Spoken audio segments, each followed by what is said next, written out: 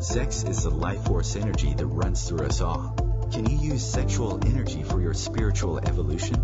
Or perhaps for emotional healing? Is it even possible? Clinical sexologist Dr. Martha Tara Lee will explore all these and more on Eros Evolution on OMTimes Radio.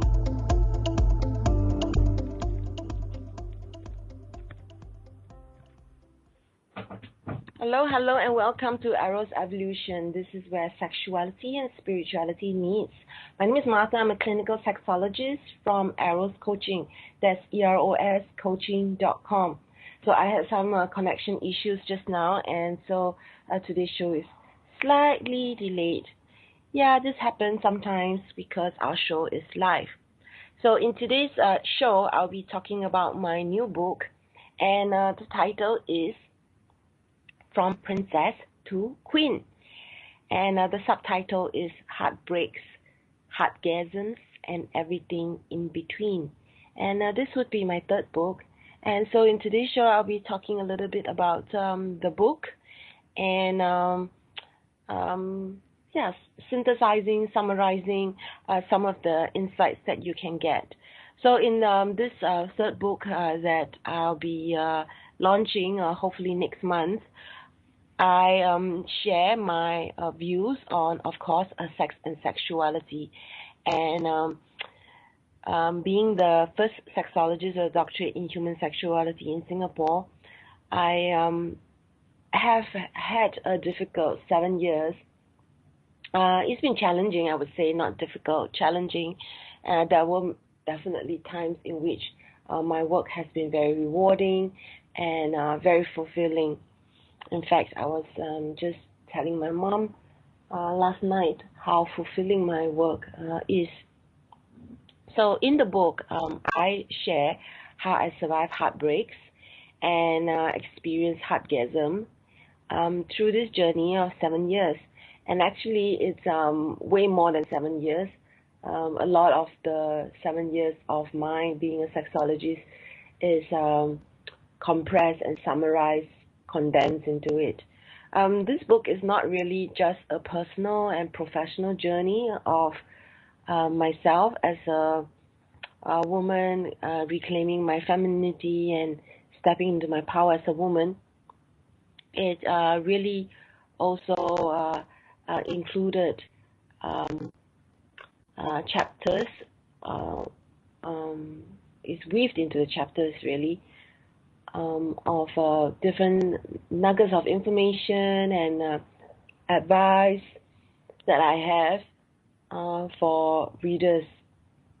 So one of the things that was articulated by some of my friends who reviewed my books is they felt that there's this thin line between how I review myself and my personal life to when it becomes narcissistic and it's just like TMI, too much information. And I noticed that this only came from the men, and but the women, none of them said that. Even my friends who are more intellectual or rational, more pragmatic, they didn't feel this coming from the book. And I've read many books, like, thousands of books in my life, and I've read books that are more like a chick flick kind of a book, where I feel a lot of what goes on in the head of the main character of the book. They do tend to go on and on and on. But those are fiction, right? But mine is kind of a semi-realistic kind of a book. And I felt I was trying very hard to articulate through my own life the point of what I'm trying to share.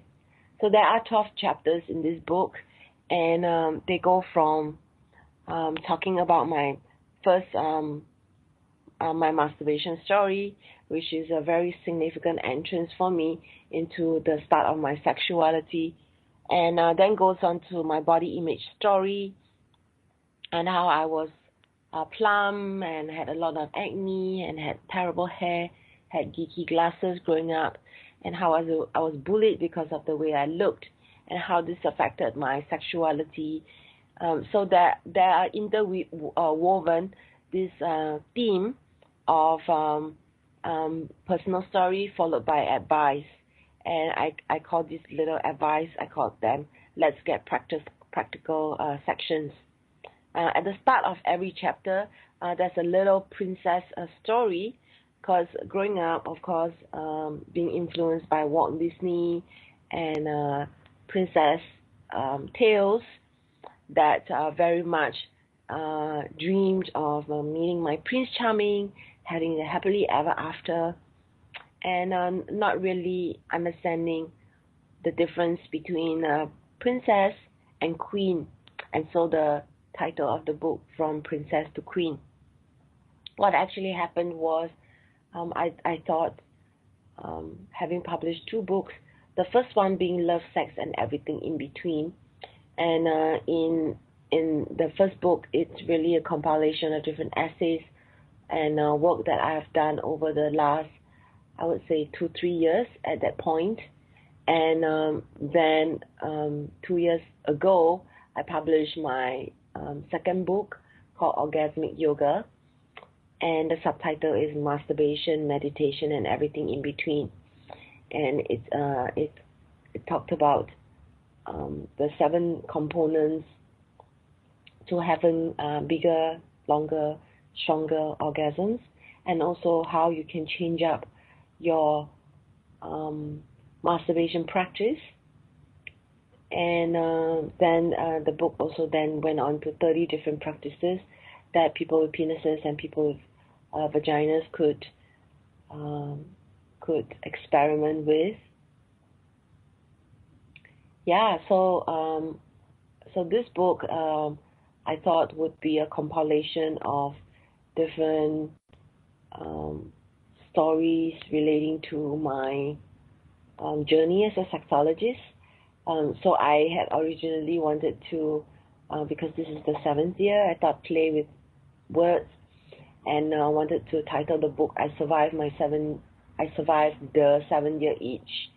And so this was the original title. And this was earlier in this year. I did a little crowdfunding, raised some money, and felt that there was a very real deadline of June. And what happened was, as the months went on, I just couldn't find myself wanting and not feeling excited about writing this book. And once I started to dig deeper into myself and decided to pull something inside me that was much more vulnerable and real, this theme came forward of From Princess to Queen. And so that was much more personal to me. And then the writing started. And the writing didn't actually take a long time. I noticed like different chapters took different kinds of energy from me than others.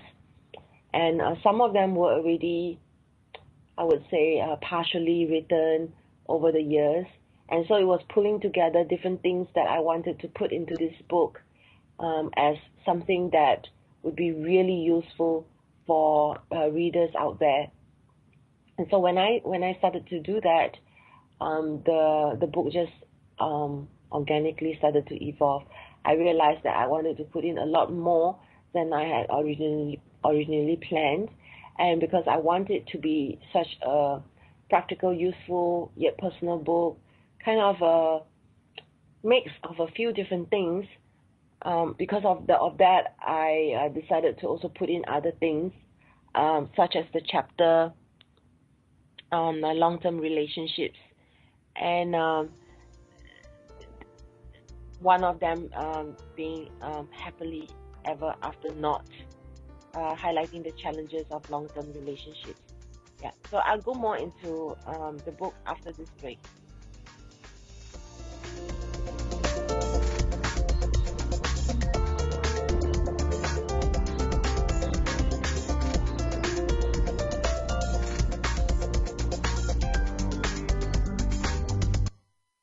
Your conscious lifestyle on steroids. OMTimes Radio. IOM FM. Host your show on IOM FM, the radio network of OMTimes Media, one of the more recognized brand names in the conscious community, and is backed by the extensive marketing reach of OMTimes. Hosting a show on IOM FM immediately connects you with our extensive dedicated community. Hi, I'm Kelly Fox, host and astrologer of The Astrology Show. Each week, I'll give you access to the current transits, which are a valuable tool that provide astrological information to help unlock the potential each of us has. Understanding the stars can help steer us in the right direction to make better informed choices. So if you're wondering what's going to happen in your week ahead, be sure to tune in to The Astrology Show for guidance, Mondays at 9 p.m. Eastern Time. Every 2 minutes, an American is sexually assaulted. The majority of victims know their attacker. It could be your friend, your neighbor, or someone you met at a party. If you said no, it's rape, and it's a crime. This is Christina Ricci with RAIN. Call the National Sexual Assault Hotline today at 1-800-656-HOPE or visit RAIN.org. That's RAINN.org. Brought to you by RAIN and this station.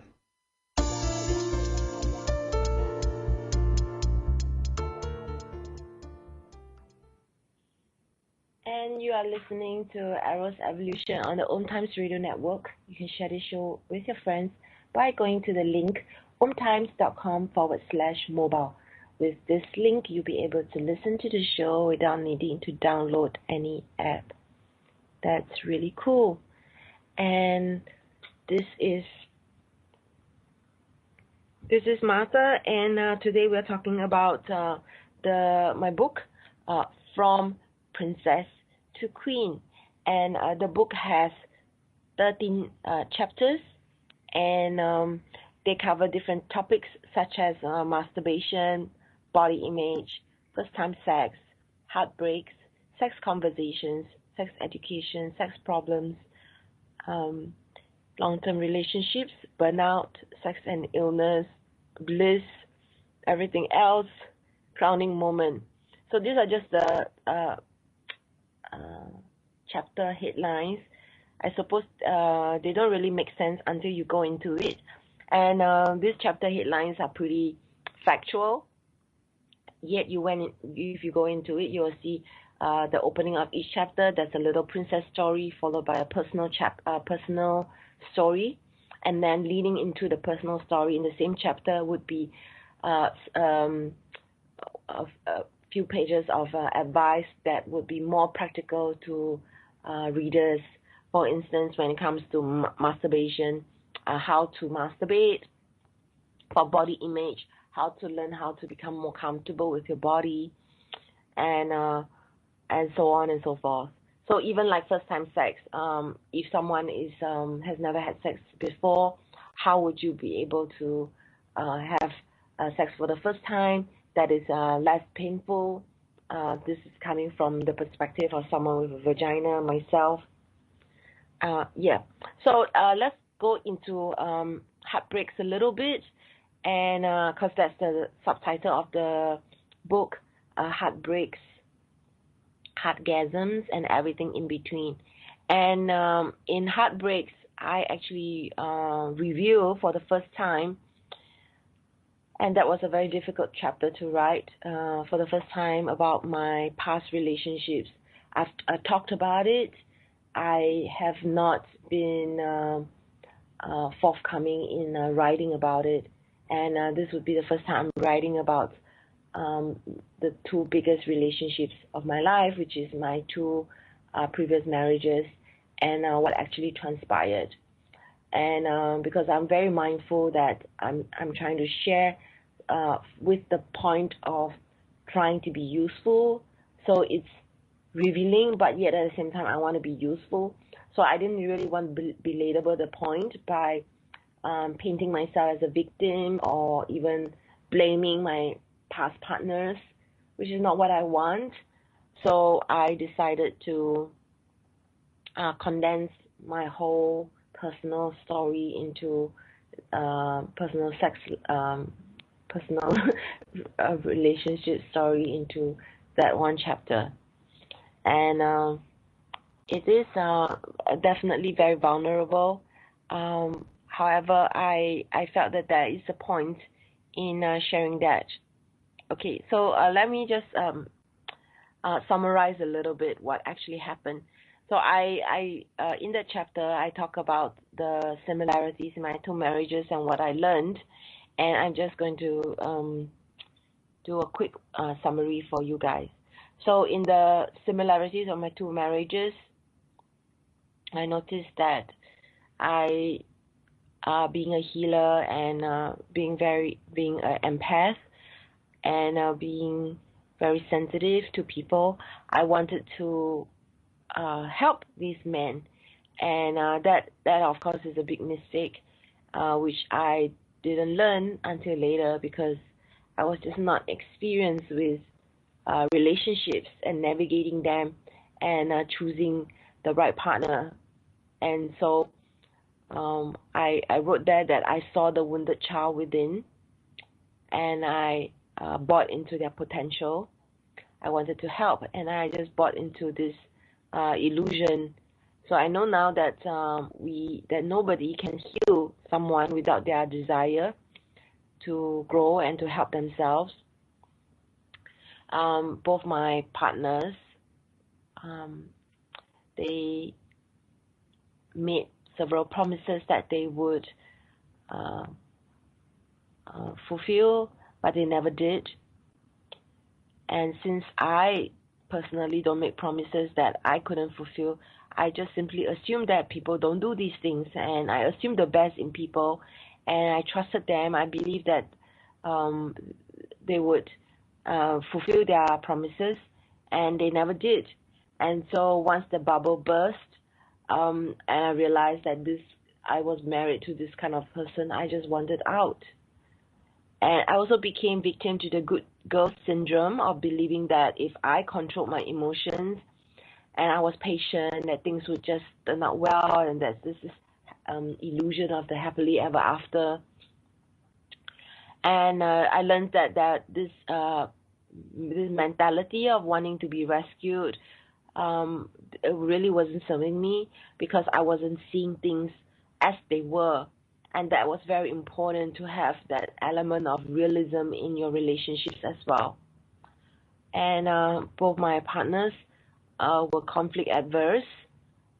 And this was, again, something that I needed time to grow into, understanding that different people have different personalities and also different conflict styles. And because both of them were conflict adverse, it was really difficult to address anything in the relationship, anything at all, small, big. They would stonewall me. They would be very, they would listen without any real desire to address it, without any desire to, basically avoid, right? So when it comes to avoiding, they would make promises when pushed to it, yet they would not do anything. So these tactics that I thought would be helpful, of yelling, screaming, crying, talking, repeating myself, pleading with them, giving them time and space, simply didn't work. And it didn't work because these partners that I had, they were just not interested to address those issues. And this was also the way that they address other challenges in their lives. And I needed to grow up, and I needed to learn that this was not serving anybody, especially myself. Both my partners didn't care for my friends. They didn't have their own friends. They didn't make an effort to get to know my friends. They didn't want friends. And both of them actually were very happy with being home people. They were very happy with shutting out the rest of the world. And the young me actually thought that this was romantic, this whole coming together as a couple and going into your own little cocoon. I thought that was very romantic. And what turned out happening in a long-term relationship is that I started to lose my sense of myself. And I'm not blaming them. I really don't want to make it come across that I'm blaming my past husbands. I really want to express that I just didn't know better because I was young, and I didn't know what was so-called common in relationships, and I didn't know what healthy relationships look like. So I don't want to come across as I'm shaming or blaming my ex-husbands, because I have learned so much about myself and about relationships, and I wouldn't be the person that I am today, or the coach that I am today, without having lived these lessons. What I am sharing here is just little excerpts from my book and what I've learned. Both of them were not good with money, and they actually left me with no money. And I don't mean that they stole money from me, because they were not good with money. I ended up taking my money and helping them, helping our household or the expenses that we had, even helping them with what they needed. What actually I learned was that I didn't value myself or money enough. I didn't take care of the money that I was earning. I didn't take responsibility for myself. And I prioritized my love and my relationship over money. And by giving them my money and not spending my money wisely, what was happening was it was speaking volumes about my lack of self-love and valuing of myself. And so this was something that I have learned along the way, and this was really invaluable, because our relationship with sex affects our sex life, our relationship with money affects our abundance, it affects our prosperity, and it affects our future, it affects our retirement, and it's really important to think about it and to work on our relationship with money also.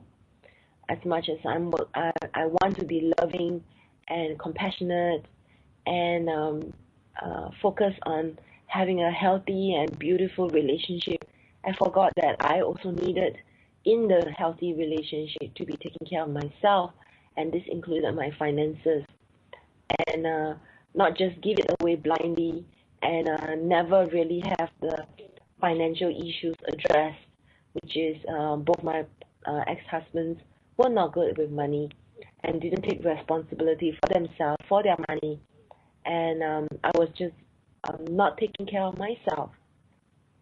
The next thing was that both of them were okay with leaving me to clear up their mess.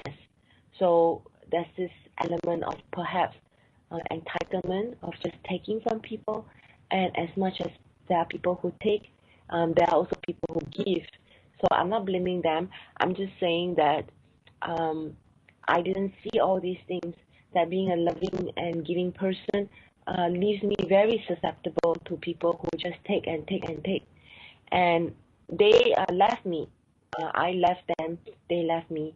I made the decision to leave both of them. However, as they left me to clear up the mess. By that I meant both men actually abandoned me. We had an agreement to separate, or we had an agreement to file for divorce, and because of the time that he needed to file for it, they basically stopped responding to my attempts to contact them, both of them being overseas, and then at that point I had to clear up the paperwork. I had to pay for the divorce, and they went scot-free. It felt like I had to clear up the mess myself, and so this very real sense of abandonment had to be addressed. So I had to heal all parts of myself so that I can have hope in my life, so that I can go on to do the work that I do, which is to help people. So I guess with all the things that actually happened to me in my personal life, there was a lot of shame, there was a lot of guilt, yet there was always this glimmer of what is the good that I can get from this? What can I learn about myself? How can I be a better person? How can I choose not to be jaded? and not to become such a bitter person that I become really impossible to live with. And I always was holding out for love as I grew, and wanted to find somebody who really got me and really was deserving of the love. And so, this is a part about heartbreaks. I hope that I'm giving you enough to interest you to get the book, because there's so much more in the book that I'm not sharing, and just delving directly, immediately into heartbreak. So we'll come back and go into the next part, which is Free Your Mind with OMTimes Radio, IOM FM. OMTimes Magazine is one of the leading online content providers of positivity, wellness, and personal empowerment. A philanthropic organization, their net proceeds are funneled to support worldwide charity initiatives via Humanity Healing International. Through their commitment to creating community and providing conscious content, they aspire to uplift humanity on a global scale. OMTimes, co-creating a more conscious lifestyle.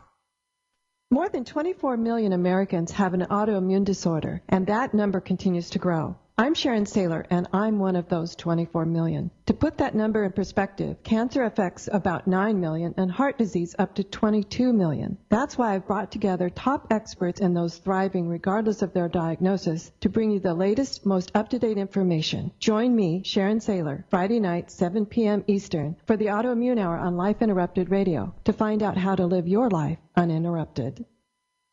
What's up? This is Brad and Mike from Lincoln Park for LifeBeat, the music industry fights AIDS. Listen up, times are tough and you get a lot of things thrown your way.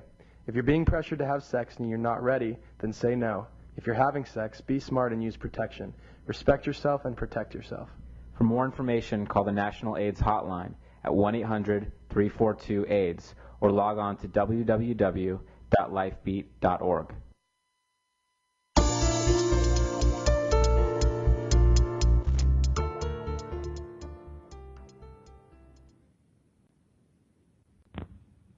Hello and welcome back to Eros Evolution. This is where we always explore the link between sex and spirit. And today I'm delving into my book that is going to be launched next month, and it's called From Princess to Queen. This would be my third book.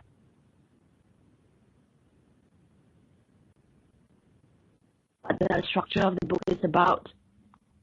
And just before the break, I was delving into the parts about heartbreaks and my personal life. And that's something that I haven't written about, even though I've talked about it on my radio show, and also previous interviews.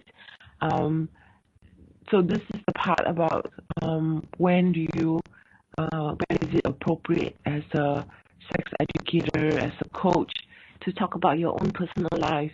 It leaves you really vulnerable to judgment, and I really thought a lot. Okay, I'm back. I'm sorry about the connection and the sound issues. I think there's a real problem with my connection with my microphone, and I can't really tell the problem because I can't hear myself. So anyway, I'm calling in using my phone now, so hopefully the sound is better. So I was just saying that I wanted to talk a bit about the chapter on Heartgasms. And it took me a long time, and I've shared this many times in this radio show, that it took me a long time to understand the link between sex and spirit. To me, sex was something, and sexuality was something that I was very interested in and wanted to help people in that area. And spirituality was something that I was always interested in, and I saw this as something important to support me in being a better person and to evolve and become more intuitive. And so I always saw the two as separate. And it really wasn't until I read the book Urban Tantra that I understood that sexual energy is a form of energy. And if meditation is energy, and how we feel and how we work on our spirituality is just energy, and sex is just part of this energy that we are working to manage. And so using the sex energy to open up your chakras, using your sex energy to send that intention to like a prayer. You're sending your sex energy to manifest your desires. Is called sex magic. And so when I started to understand this concept, in the link between sex and spirit became really clear. And this was when I started to also delve into learning about Tantra and learning how Tantra practices has everything to do with the intent. Sure, the practices carry, as they've been passed on through time, they contain power, just like rituals that people do. And so from understanding all these things, then understanding the link between this popular phrase that spiritual people say, which is where intention is, energy flows, a law of attraction, or the power of your thoughts. I begin to understand using my thoughts and my intention is everything to using my sexual energy to manifest or creating sex magic. The intention is really important. And when I first started, I didn't have confidence with myself. I didn't have confidence with what I was doing with my meditation or with my energy or with performing like rituals, and really didn't understand that through practice over time I became more confident. I stopped second guessing myself, and it really started by just doing little experiments with myself. For instance, I would self-pleasure or masturbate, and I would set the intention that this sexual energy be sent back to myself. So how am I going to know that my sexual energy, that I say, okay, send it to world peace, send it to global warming, send it to healing, send it to all the animals in suffering in the world? How would I know that this is really making an impact? So I thought, well, the most obvious thing is I should feel it for myself first. I should feel it, and I know if there is a difference when I masturbate and don't do anything with the energy, or when I masturbate and send the energy back to myself. What would that feel like? So it was through little experiments like this that I started to of course I felt a difference, and then from there I no longer had the doubt. And as I started to practice with small things and gain more confidence, then I didn't doubt myself anymore. And one of the things that has happened is, as I started to meditate, as I started to release negative emotions in my life, as I started to clear energy blocks in my body, I started to become more sensitive. I became more intuitive.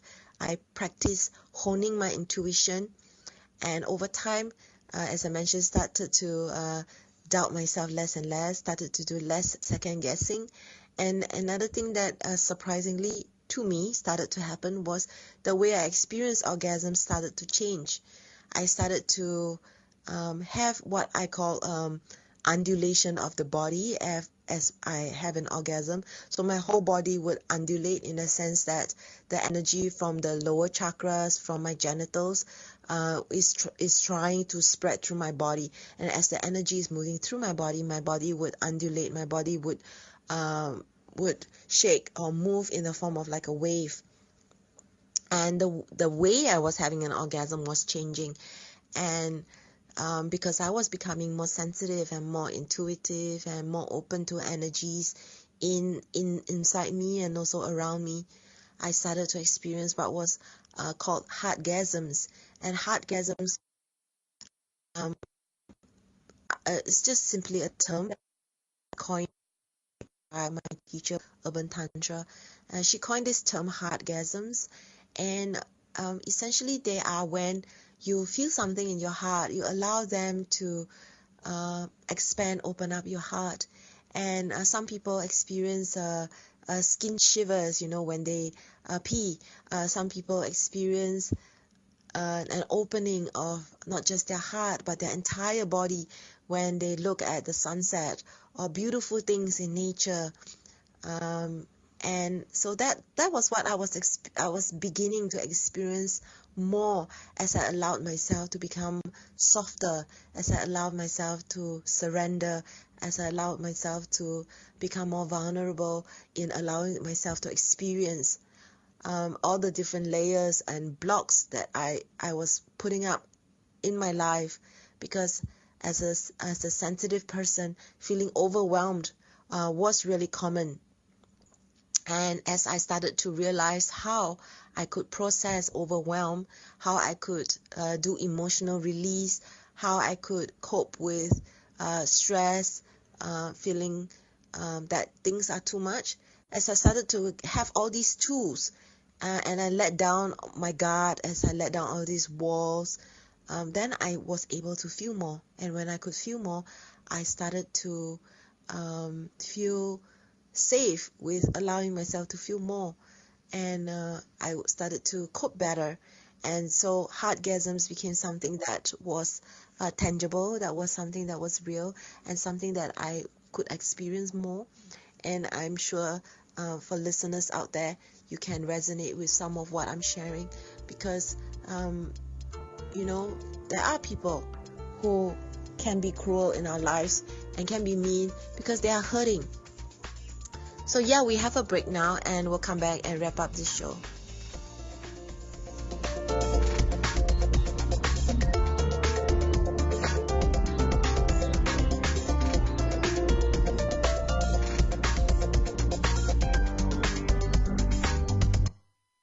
Bringing you the best of the conscious minds in the world.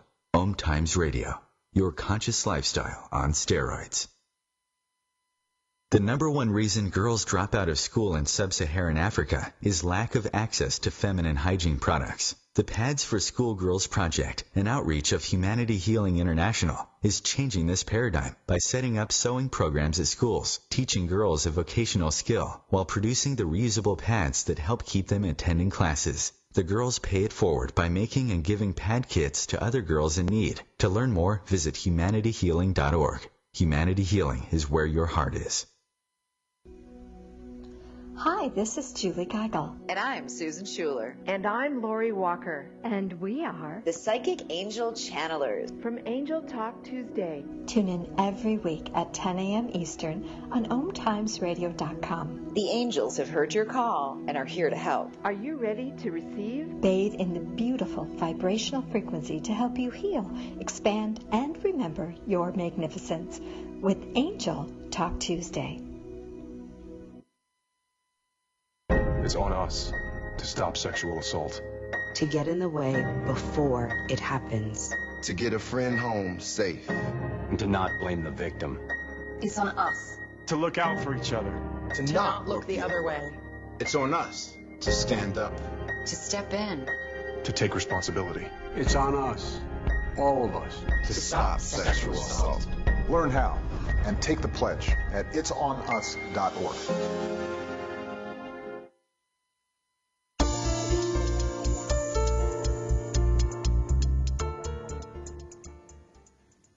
And welcome back to the last part, the last 50 minutes of today's show, Arrow's Evolution.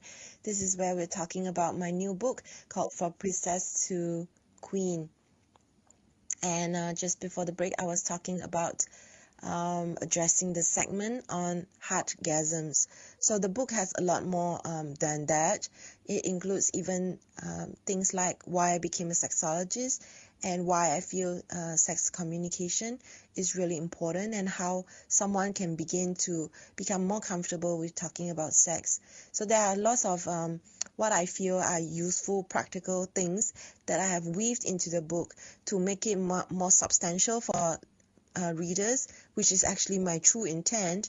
And then by putting myself out there, hoping to make the book much more personal, relatable, and much more where people can start to understand that normalizing this, where the journey of becoming more sexually comfortable, confident, and empowered is ongoing, and that it's a progress, it's a progress for all of us.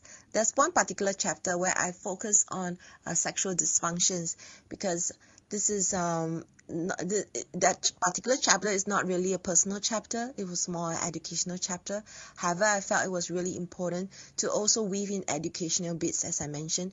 And so in that chapter called Sex Problems, I go into the different sexual dysfunctions and the definitions, because people get very confused. I was very confused about the difference between problems with ejaculation and with erection, and what early ejaculation meant and what delayed ejaculation means.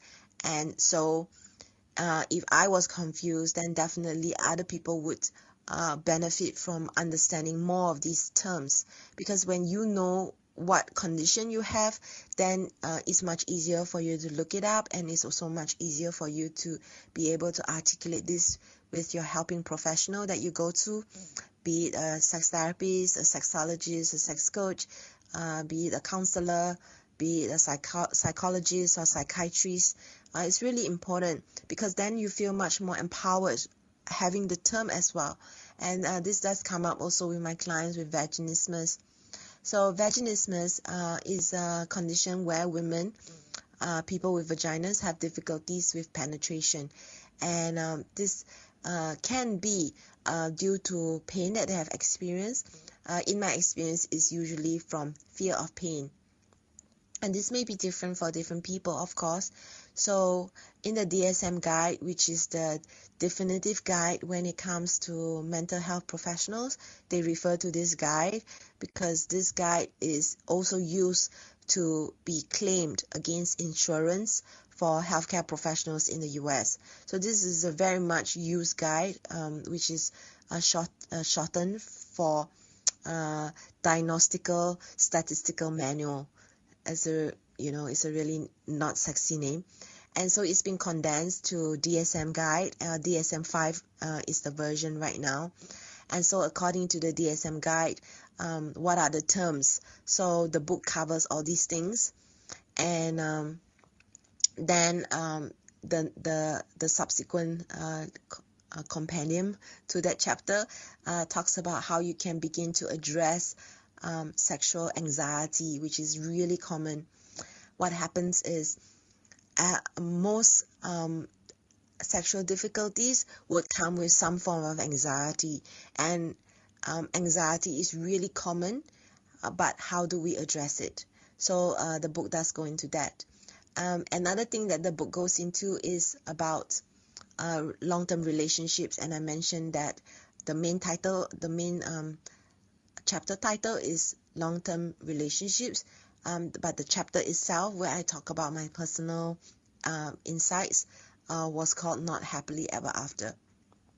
And it actually took me one day to condense everything that I've learned in the last 7 years into this 12 points of what I've learned about long-term relationships. So just very quickly, how in a couplehood, there is a tendency of one who has a preference for spontaneous sex and one who has a preference for planned sex. Spontaneous, as you know, you feel horny and then you want to have sex. These people actually feel not ready to be so quick, and they need preparation. They need to know what's happening. They need to know the program. So there's this personality difference when it comes to their preference. Then there are people who have more of a responsive sexual desire. So responsive sexual desire has to do with touch. When these people are touched, they can get turned on, and this is different for different people. Some people can only feel that more easily when they are being touched, being romanced. And so the book synthesizes everything that I've learned into like little paragraphs. Then there's also those people who have a tendency of preferring emotional sex versus physical sex. And as long as it's, they feel that it's physical, where it's lustful, or where it's kind of like what I describe as animal sex, they actually feel intimidated, they feel scared, they feel used, and that's the kind of headspace that couples find themselves in. So these are some of the differences. Another difference is in a couplehood, they would have generally like someone who's identifies as a morning person and someone who's more of a night person. And so a morning person would prefer to have sex in the morning, a night person would prefer to have sex at night. And this can cause a lot of challenges when it comes to when you actually have sex in a long-term relationship. Then there are those who are having what I call duty sex versus people who consider it's so important to be approaching sex as making love. People who have duty sex are tired, and they feel that sex is not really that important, and so when they do have sex, they do it out of a duty, they do it out of obligation, they do it to prevent a fight, or out of fears of their partner leaving them.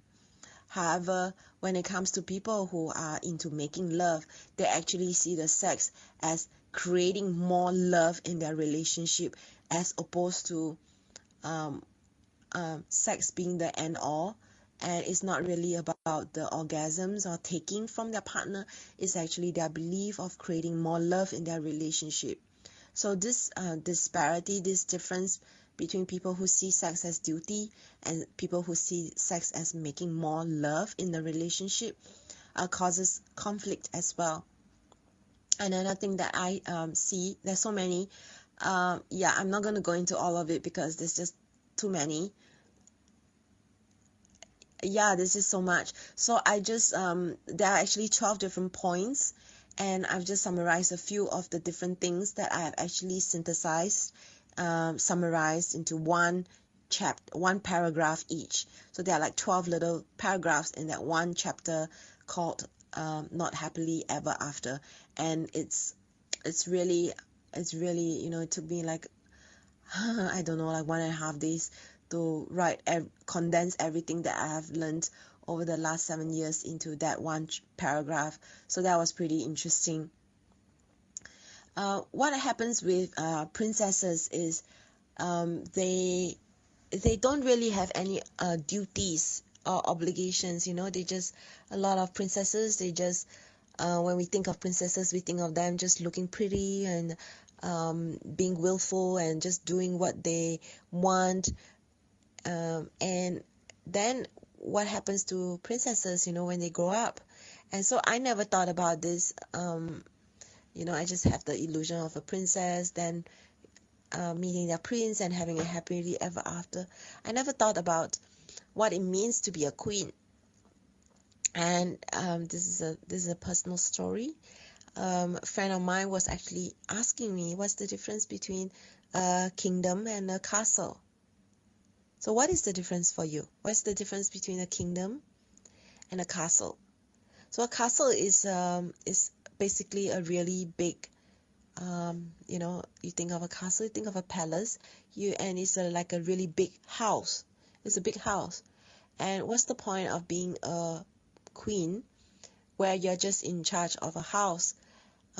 Whereas a queen who actually rules a kingdom alongside her king, she has responsibility, she has subjects under her, and she can be a good queen and she can be a bad queen. And in wanting to be a good queen, understanding that you're not just ruling a castle, you actually do have responsibilities, and your power can be used, it can be abused, and the amount of respect and the authority that you get, not just from being a queen, not just being given this title, the authority that you get comes from, and the respect that you get comes from how you use this power and how you reside over your subjects, and how you take responsibility first for yourself, for your emotions, and then how you are able to, from there, be able to extend this so as to do good and be of service of people. And so So when I started to understand what it really means to be a queen of a castle versus a queen of a kingdom, I started to really understand that, yeah, I was a kid and I was just thinking about being a princess, and being a princess is overrated. Being a queen, however, really stepping into your adulthood. So understanding that, I was like, whoa, that really resonated with me. And I hope that this would resonate to all the little girls out there, little boys out there who fantasize about this prince, princess analogy. And I wanted to reach out to those people who like this little prince analogy, and then talking about growing and stepping into your power and authority as an adult. Yeah, so we're wrapping up today's show, and I hope you enjoyed this episode. And if you liked it, please share it. And also, if you're interested to order a copy of my book, you can just drop me an email at drmarthalee@arrowscoaching.com. So do check out my website, that's arrowscoaching.com.